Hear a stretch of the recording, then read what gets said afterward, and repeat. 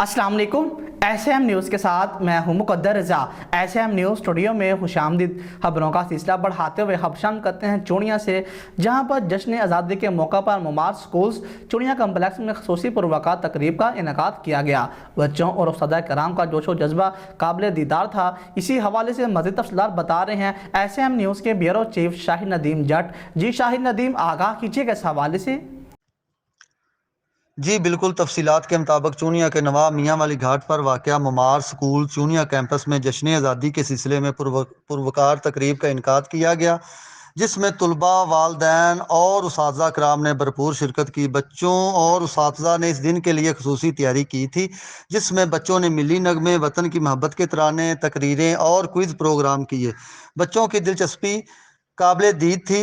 School के सरबराह आसफ मसूद खान ने इस मौका पर पैगाम में कहा कि ये मुल्क पाकिस्तान हमें बहुत कुर्बानियों के बाद मिला है।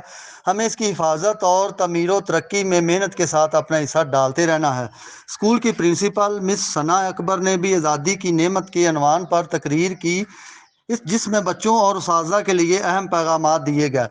इस मौका पर तलबा के वालदैन को मेहमान खसूसी का दर्जा दिया गया। वालदैन ने इदारे की इस कावश को सराहा और अपने पैगामात में उस्ताज़ा कराम की कोशिशों को खराज तहसीन पेश किया, जिन्होंने ये प्रोग्राम तश्कील देकर बच्चों के दिलों में आज़ादी वतन के जज्बे को मज़ीद उजागर किया।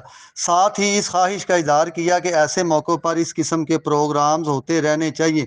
पाक फ़ौज जिंदाबाद और पाकिस्तान पाइंदाबाद के गूंजते नारों में प्रोग्राम इख्तिताम पजीर हुआ। जी बहुत शुक्रिया शाहिद नदीम तफसीलात से आगाह करने के लिए। अब तक के लिए इतना ही। मज़ीद खबरों के लिए देखते रहिए SM न्यूज़।